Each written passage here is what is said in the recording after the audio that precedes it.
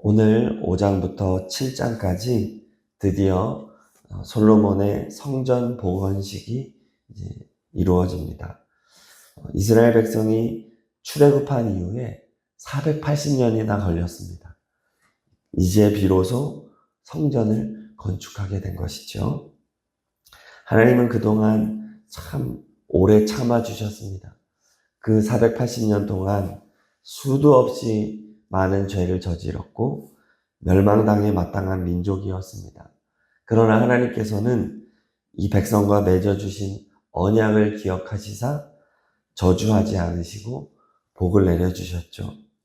아브라함과 맺어주신 언약, 아브라함 언약은 무조건적인 언약이었습니다. 후손을 복되게 하여 주실 것이고 가나안 땅에 정착시켜 주셔서 큰 민족을 이루어 영원한 기업이 되게 해주겠다 말씀해 주셨습니다. 그리고 다윗과 다시 언약을 갱신하셨습니다. 다윗의 아들을 양자 삼아 주시고 다윗의 아들을 통하여 성전을 짓게 해주시겠다 하셨습니다. 그리고 7년 6개월간의 건축을 거쳐 드디어 솔로몬 통치 11년 8개월 때 성전이 완공이 됩니다. 오늘 1절을 다시 한번 5장 1절을 봉독합니다. 솔로몬이 여호와의 전을 위하여 만드는 모든 일을 마친지라. 이에 솔로몬이 그의 아버지 다윗이 드린 은과 금과 모든 기구를 가져다가 하나님의 전 곳간에 두었더라. 하나님의 성전이 모리아 산에 웅장하고 영광스럽게 건축이 되었는데 성전을 짓고 남은 은, 금 기구들을 곳간에 보관하였다 합니다. 다윗이 얼마나 많이 바쳤는지 성전을 짓고도 또 기구들을 수도 없이 만들었음에도 불구하고 이렇게 남은 것입니다. 그러면 이제 성전 건축에 이어서 궁궐을 짓게 됩니다. 성전은 7년 반 졌지만 궁궐은 13년 걸려서 짓습니다. 그렇다면 남은 자재들은 궁궐을 지을 때 사용할 수도 있어요. 그러나 솔로몬은 그렇게 하지 않습니다. 하나님 앞에 바쳐진 제물이기 때문입니다. 하나님께 바쳐졌기 때문에 용도를 변경하지 않고 성전 곳간에 그대로 보관합니다. 앞으로 성전을 이렇게 예배를 드리다 보면 기구들도 또 노후화 될 것이고 또 새로 제작하고 보수하고 하려면 이러한 재료들이 필요하기 때문이죠. 그렇습니다. 우리는 하나님께 바쳐진 것은 그 용도와 목적대로 하나님을 위해 사용되어야 하겠습니다. 솔로몬은 하나님의 것을 구별하여 하나님의 성전을 위하여 사용하는 지혜가 있었던 것이죠. 자, 그리고 오늘은 성전 봉헌의 마지막 단계를 보여줍니다. 성전 봉헌에서 가장 중요한 게 무엇인가? 2절을 읽겠습니다. 이에 솔로몬이 여호와의 언약궤를 다윗성 곧 시온에서부터 메어 올리고자 하여 이스라엘 장로들과 모든 지파의 우두머리 곧 이스라엘 자손의 족장들을 다 예루살렘으로 소집하니. 아멘. 자, 마지막 단계는 언약궤를 모시는 것입니다. 예루살렘에 있기는 했지만 다윗성에 있었습니다. 다윗성에서 성전까지는 1km, 2km 정도 거리가 있습니다. 자, 다윗은 3절에 보니까 7째 달 절기에 이스라엘 모든 사람을 다 모읍니다. 지도자들을 다 소집을 하는 거예요.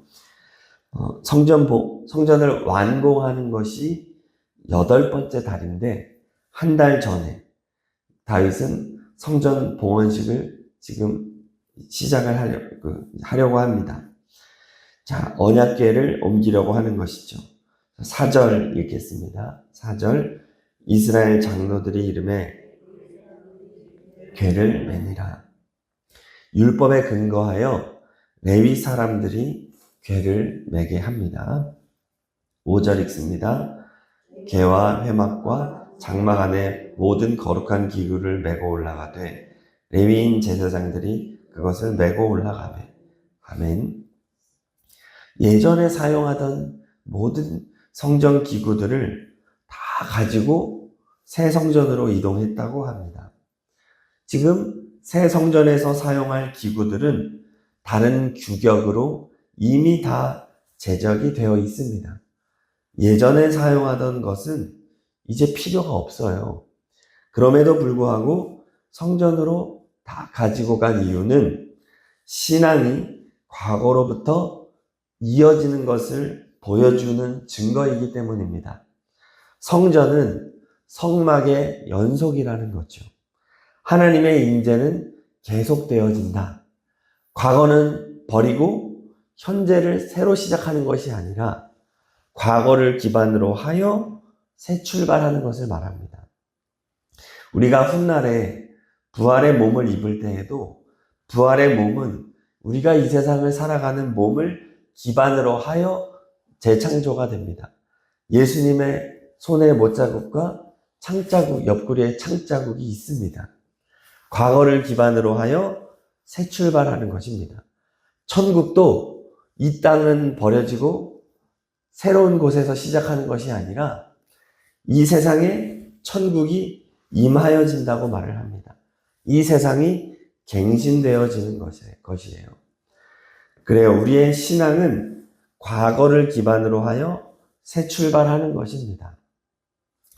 하나님께서 믿음의 선조들에게 역사하신 과거의 역사를 기반으로 하여 앞으로도 변함없이 역사하신다는 것이죠. 그래서 신앙은 무엇이 중요하냐 하면 흔적을 잘 보존하는 것이 중요합니다. 선진국일수록 박물관을 잘 꾸며놓습니다. 박물관이 좋은 나라가 선진국입니다. 다양한 문화유산을 잘 보존함으로써 민족의 정체성을 강화하는 것이죠. 과거 세대와 현재 세대를 이렇게 연결하는 것입니다. 그래서 하나로 통합하게 되지요. 다음 세대는 과거의 문화를 잘 이해하고 새로운 미래 세대를 준비해야 합니다. 이것이 연속적으로 이루어져야 한다는 거예요. 그러므로 우리는 오늘날 미래를 준비하고 있는 것입니다. 우리가 뿌린 씨앗이 다음 세대가 거두게 되는 것이기 때문에 그렇습니다. 그러므로 하나님께서 우리의 가정과 교회를 통해서 그동안 주신 믿음의 유산들을 우리는 어떻게 잘 보존할 것인가? 이것을 고민하고 다음 세대에 어떻게 계승할 것인가를 늘 고민하는 우리가 되어야 하겠습니다. 자녀들은 생각보다 잘 모릅니다. 말하지 않으면 모르는 게 많아요. 저도 29살에 저희 어머니께서 항암 치료를 하실 때 제가 대학원을 그만두고 잠깐 휴학하고 어머니와 함께 동고동락했던 그 기간이 있었습니다. 그 기간 동안에 제가 재발견을 했습니다. 아, 어머니가 이렇게 사셨구나. 시집 올 때 이야기, 그 후에 숱한 고난의 이야기. 저는 부모님의 자녀로 29년을 살아왔지만 그 모든 이야기가 너무 생소했습니다. 그리고 제가 가지고 있었던 생각들도 말을 하면 어머니도 놀랍니다. 네가 그랬니? 엄마 몰랐다. 서로 이제 사과도 하는 거예요. 엄마는 그러려고 그런 게 아닌데 미안하다.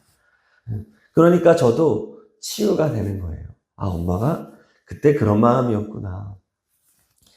생각보다 자녀들은 부모를 잘 모르는 거예요. 어떻게 하나님과의 관계를 맺었고 하나님을 만났고 하나님이 어떻게 이끌어 주셨는지 부모는 끊임없이 이야기를 해줘야 합니다. 우리가 이 고민을 해야 하는 것이죠. 말하기 어려우면 편지가 되었든 글이 되었든 좀 남겨주셨으면 좋겠습니다. 몇 년, 언제쯤에 하나님을 어떻게 만났고 신앙을 어떻게 생활을 했고 이런 거를 좀 기록을 해주시면 좋을 것 같아요. 그러면 자녀들이 계속해서 그 기록들을 좀 볼 수 있게 해주면 좋겠습니다. 우리가 해야 하는 일이 그런 것이죠. 자, 결국 언약궤가 이렇게 지성소에 잘 모셔집니다. 자, 그리고 언약궤를 설명합니다. 10절 읽겠습니다. 궤 안에는 두 돌판 외에 아무것도 없으니 애굽에서 나온 후 여호와께서 그들과 언약을 세우실 때에 모세가 호렙에서 그 안에 넣은 것이더라. 아멘. 10계명 두 돌판 외에 아무것도 없다라고 돼 있지만 우리가 알기로 만나를 담은 항아리와 아론의 쌍난 지팡이도 언약궤 안에 있는 것으로 알고 있습니다. 그런데 이렇게 기록된 것은 만나를 담은 항아리와 아론의 쌍난 지팡이는 언약궤 안에 있지 않고 언약궤 앞에 있기 때문입니다. 히브리서 9장 3절 4절에는 언약궤 안에 있다고 표현하지만 원본인 출애굽기 16장과 민수기 17장에 보면은 언약궤 앞이라고 분명하게 말을 합니다.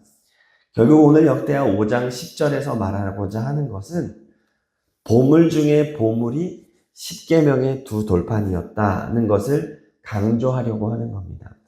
10계명의 두 돌판, 하나님의 말씀이 최고의 보석이다라는 거예요.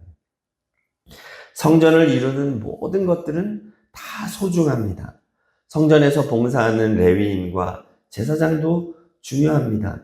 그러나 성전이 성전될 수 있는 핵심은 언약궤라는 거예요. 그리고 그 안에는 하나님께서 친히 새겨주신 두 돌판이 있다는 것입니다. 자, 그런데 이 10계명의 두 돌판이 상징하는 것이 바로 예수 그리스도입니다. 10계명의 두 돌판은 두 번 제작이 됩니다. 가장 먼저 제작된 것은 하나님께서 친히 돌도 준비하시고 새겨서 모세에게 안겨주셨죠. 그런데 모세가 시내산에서 내려와 보니 이스라엘 백성들이 금송아지를 세워놓고 숭배하고 있는 거예요.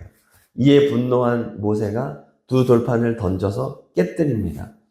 그러자 이제 그 후에 하나님께서 자비를 베푸셔서 두 번째 돌판을 준비하라고 하십니다. 이번에는 모세에게 준비해 오라고 하십니다. 돌판을 담을 언약궤도 만들어서 가져오라고 합니다. 그 궤가 언약궤예요. 이것이 무엇이냐면 하나님께서 친히 말씀을 새겨서 모세 이 세상에 안겨주신 두 돌판. 하나님이 세상을 사랑하셔서 영원히 딸을 말씀으로 세상에 보내신 분 예수님을 상징하는 거죠. 첫 번째 두 돌판은 예수 그리스도를 초림하신 예수 그리스도를 상징하는 겁니다. 그런데 10계명이 한번 깨졌죠. 이것은 인간들의 죄로 말미암아 예수님의 육신이 십자가에서 부서뜨림을 당하셨다는 것을 상징하는 것입니다.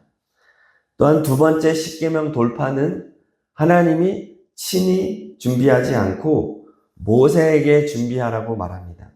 이것은 부활하신 예수님을 모시는 장소가 우리가 준비해야 된다는 겁니다. 바로 우리의 마음판을 말하는 겁니다. 우리의 마음판에 새겨지실 예수 그리스도, 그분이 두 번째 10계명 돌판이 되는 것입니다. 결국 성전의 진정한 주인공은 예수 그리스도며 우리 예수 그리스도께서는 우리의 마음판에 새겨지신다는 것을 보여주는 겁니다. 이렇게 하나님께서는 예수 그리스도를 주인공으로 모시는 예배를 드리자 이 가운데 임재하십니다. 14절 읽겠습니다. 14절 제사장들이 그 구름으로 말미암아 능히 서서 섬기지 못하였으니 이는 여호와의 영광이 하나님의 전에 가득함이었더라. 아멘. 하나님께서 이 성전의 봉헌식을 허가해 주시고 승인해 주시는 장면입니다. 성막과 마찬가지로 변함없이 예수 그리스도를 주인공으로 하는 예배이기 때문입니다. 자, 오늘 역대하 5장은 성전 봉헌식의 주인공이 언약궤이며 언약궤의 핵심은 10계명의 두 돌판, 즉 예수 그리스도다라는 것을 알려주고 있습니다.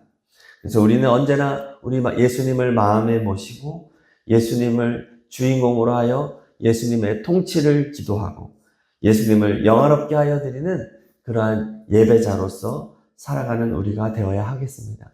우리가 그렇게 살아갈 때 하나님이 그 가운데 임재하시고 하나님의 영광을 나타내 주실 줄로 믿습니다.